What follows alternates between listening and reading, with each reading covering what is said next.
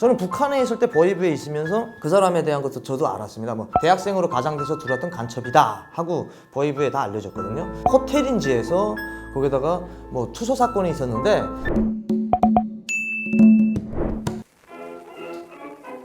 시청자 여러분 안녕하십니까?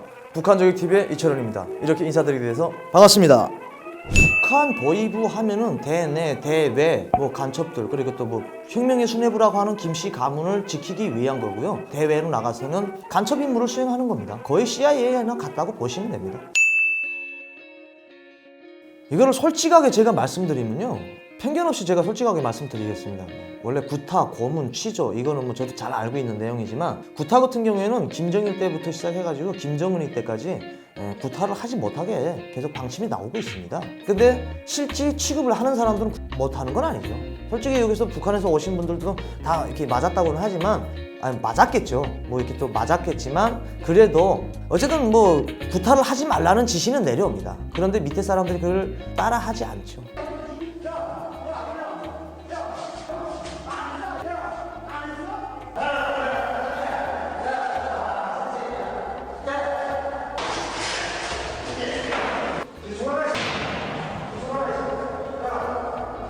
취조를 하죠. 이제 뭐 조그만 방에라도 취조실이 있으니까 취조실에 들어가서 취조를 하면서 자기가 취조를 하는 보위원의 응답에 제대로 안 하면 구타를 합니다. 솔직히 구타를 하는데 뭐 주먹으로 때리고 손으로 귀시함 때리고 하는데, 그거는 구타고 고문은 아닙니다. 고문은 한 단계 좀 높습니다. 고문은 고문실이 따로 있기 때문에 그거는 아무 데서 하는 게 아닙니다. 고문실은 예심처 구루장이 따로 있어가지고 거기서 그건 예심처에서 하는 거지. 그리고 정확하게 아셔야 될 건, 북한 보위부 사람들 그리고 보위원들이라고 다 고문을 하는 건 아닙니다. 그 부서가 따로 있습니다. 그 예심처, 예심국이라고 전문 이 사람들에 대한 진술을 받아내는 곳이 있습니다. 저희 일반 보위원들은 그 사람에 대한 뭐 동기나, 그리고 이 사람이 어떻게 움직였는가에 대한 묘회를 하고 뭐 기록을 해서 이런 상황이 나타났으니까 정확히 알아봐라 한 다음에 체포를 된 다음에는 예심처로 넘어가거든요. 그 다음에 거기서부터 고문을 하는 거지, 북한 보위부에 있었다고 해서 다 구타하고 다 고문하지는 않습니다. 그 원비호 사건하고 그 목사님하고 두 분에 대한 게 2015년도부터 아마 일어난 사건이, 제 기억에는 2015년 10월로 알고 있거든요. 그 목사는 그 원비호 사건 같은 경우에는 여기서 나와가지고 저도 여기서 그 원비호 사건 가지고 꽤 복잡했구나 하는 걸 저는 여기 와서 알았거든요.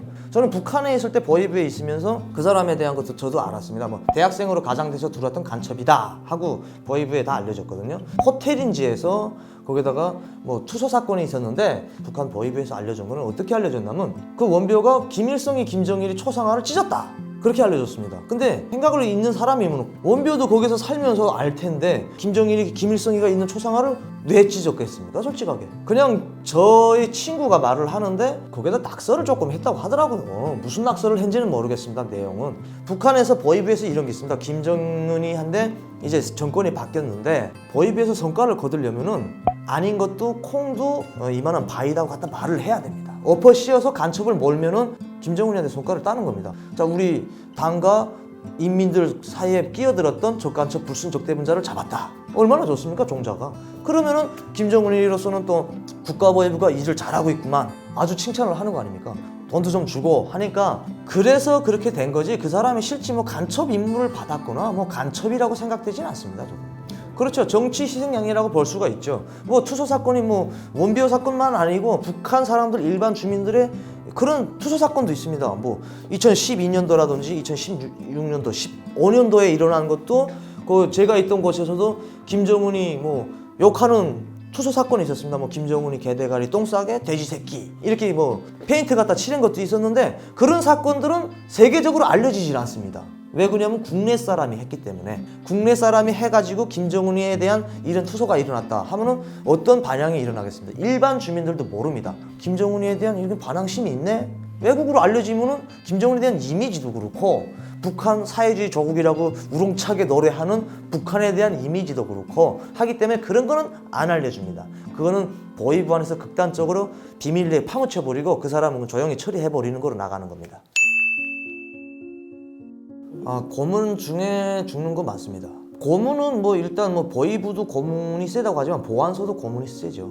보안소와 고문은, 구타는 보안소가 좀 셉니다. 보안소가 보위부 안에 있는 아니죠. 인민보안성이 따로 있고 국가보위성이 따로 있습니다. 보위부에서 고문하는 거는 뭐 제가 반 중에서 제일 악착하다고 생각되는 고문은 24시간 부동자세.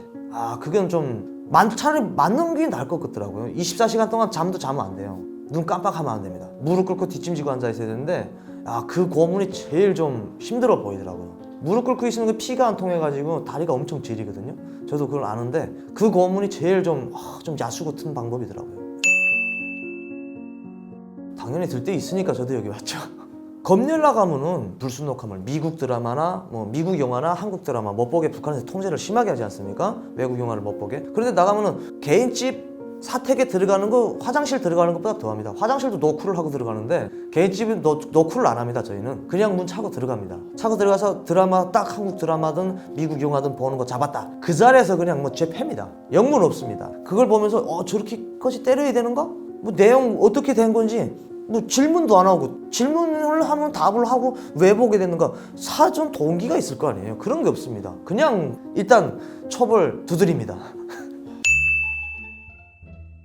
네, 뭐 도청 12국에서 합니다. 국가보위부 12국에서 하는데 도청 장치 같은 거는 이제 뭐 옛날에는 뭐 어떤 방법으로 했는지는 제가 모르죠. 저는 옛날에 살아보질 못했으니까. 지금 시대에는 그냥 벽에다 갖다 놓고 아니면 뭐 문엔 짬에다가 놓던가 아니면 사람을 파견해서 놓던가 뭐 해가지고 도청을 합니다. 아무 사람이나 도청을 하는 건 또 아닙니다. 급수에 따라서 이 사람이 우려가 있구나, 한국에 넘어갈 마음이 있구나 하는 사람들, 그리고 또 테러라든지 이런 쪽으로 북한 체제에 대한 전복 음모를 꾸미고 있는 것 같다든지, 그리고 또 교회 쪽으로도 많이 북한에서 신경을 쓰기 때문에 그런 쪽으로 이 사람이 의심이 된다 하는 자료가 정보원으로부터 들어오면은 그 다음엔 들어가는 거죠.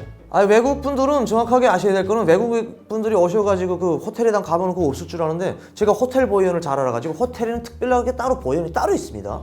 호텔 보이원이라고 따로 있습니다. 그 호텔 보이원도 호텔에 사무실이 있어요. 거기 가면 CCTV가 다 있습니다. 외국인들이 들어가면 그 안에서 움직이고 하는 거 그 안에서 보이원이 다 보고 있습니다. 편안하게 그걸 생각하시면 안 됩니다. 거기에 CCTV 다 있고 녹음 장치 다 있습니다. 조심해야겠네요. 네, 당연히 조심하셔야죠. 정치범 수용소는 뭐 저희 삼촌이 또 정치범 수용소에서 있어가지고 잘 아는데요. 정치범 수용소는 말 자체로 정치범들이 들어가는 것입니다. 옛날에는 뭐 북한에서 말하는 신문에도 뭐 김일성의 초상화가 나오는 걸 찢었다고 해가지고 저거 정치범으로 해가지고 수용소 갔는데 지금은 그 정도까지는 아니고요. 정치범 수용소로 들어가면은 일단 인간 이하의 취급을 받는 거는 사실입니다. 거기에 들어가면 사람이 아닙니다. 짐승으로 취급을 합니다. 그리고 그 안에는 정치범 수용소 안에는 농장입니다. 농장. 보위부에 내주는 식량과 고기는 정치범 수용소에서 일하는 인부들이 생산했다고 보시면 됩니다. 한마디로 조선시대 때 노예 생활, 그렇게 보시면 됩니다. 아예 들어가면 많이 못 나와요. 나올 수 있나요? 부류가 있습니다. 정치범 수용소라고 뭐 다 들어갔다 못 나오는 게 아니고요. 정치범 수용소들이 있는 곳에 지금 뭐 북한에서 하도 세계적으로 인권 하니까 많이 없어져 가지고 지금 한 5개밖에 안 남아서 그렇지, 그 전에 많을 때는 부류가 있습니다. 1부류, 2부류, 3부류. 3부류 같은 경우는 아예 들어갔다 못 나옵니다. 아예 뭐 거기서 그냥 살아야 되고, 1부류 같은 건 좀 애매한데 확인을 좀 해봐야 되겠다 하는 게 1부류. 근데 확인이 된데 좀 더 알아봐야 되겠다 하면 2부류. 1부류나 2부류에서 나올 확률이 조금 있습니다. 그러나 그것도 10명 중 1명, 100명 중 1명? 진짜 조금, 아주 조금. 감옥이라고 생각하시면 안 됩니다. 관리소는 감옥이 아니고요. 면적이 엄청 큽니다. 그 큰 면적을 그냥 통짜 그냥 노예지로 만들었습니다.